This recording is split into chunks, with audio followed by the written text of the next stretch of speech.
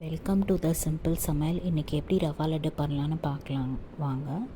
நீங்கள் இப்படி ஓப்பன் பண்ணால் உள்ளே செம்ம சாஃப்டாக ஜூஸியாக இருக்குங்க. இது வந்து ரொம்ப சிம்பிள், சமையலே தெரியாதவங்க கூட இது பண்ணலாம்.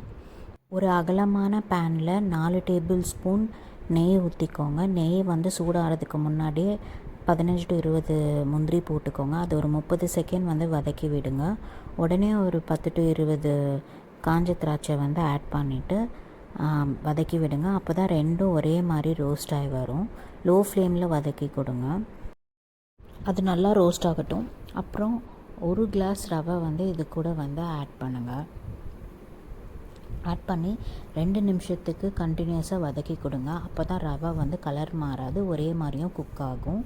நான் வந்து ரவை வந்து அப்படியே தான் எடுத்திருக்கேன். ஏன்னா எனக்கு அந்த ரவை டெக்ஸ்சர் இருந்தால் தான் லட்டு பிடிக்கும். உங்களுக்கு வேணும்னா நீங்கள் வந்து ரவையை அரைச்சிட்டு கூட ஆட் பண்ணலாம். அப்போ ஸ்மூத்தான லட்டூஸ் கிடைக்கும். அதுக்கப்புறம் 1/2 டேபிள் ஸ்பூன் ஏலக்காய் தூள் ஆட் பண்ணிவிட்டு திருப்பி ஒரு 1 to 2 நிமிஷம் நல்லா வந்து வதக்கி கொடுங்க. அது வந்து நல்லா சாஃப்டான அப்புறம் நீங்கள் வந்து ஒரு பிளேட்டுக்கு வந்து ட்ரான்ஸ்ஃபர் பண்ணி வச்சுடுங்க. அப்புறம் ஒரு பேனில் 1 கிளாஸ் சர்க்கரை ஆட் பண்ணுங்கள்.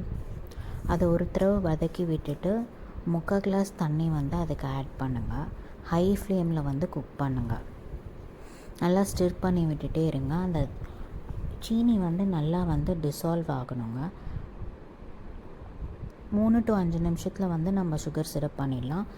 இந்த மாதிரி நல்லா சீனி வந்து மிக்ஸ் ஆன அப்புறம் நீங்கள் வந்து லோ ஃப்ளேமில் வச்சு குக் பண்ணுங்கள். கன்சிஸ்டன்சி வந்து செக் பண்ணிகிட்டே இருங்க. கரெக்டான கன்சிஸ்டன்சி இன்னும் வரல. அது வந்தப்புறம் கொஞ்சம் வந்து ஸ்டிக்கியாக இருக்கும், உங்களுக்கு பார்த்தாலே தெரியும். இந்த மாதிரி ஆன அப்புறம் ஸ்விட்ச் ஆஃப் பண்ணிவிட்டு இதை வந்து தனியாக ஒரு பவுலில் ஊற்றி நம்ம ரவை வதக்கி வச்சுருக்கோம்ல அது பக்கத்துலேயே வச்சுடுங்க. அப்புறம் கொஞ்சம் கொஞ்சமாக வந்து இந்த சிரப்பை வந்து ரவைக்கு ஆட் பண்ணுங்கள். ரொம்ப சூடாக இருக்கும், அதனால் நீங்கள் கரண்டி வச்சே மிக்ஸ் பண்ணுங்கள். கொஞ்ச நேரத்துக்கு ஆற விடுங்க. ஆற விட்டுட்டு கொஞ்சம் கொஞ்சமாக வந்து நீங்கள் வந்து சிரப் வந்து ஆட் பண்ணி அதை வந்து நல்லா வந்து மிக்ஸ் பண்ணி விடுங்க.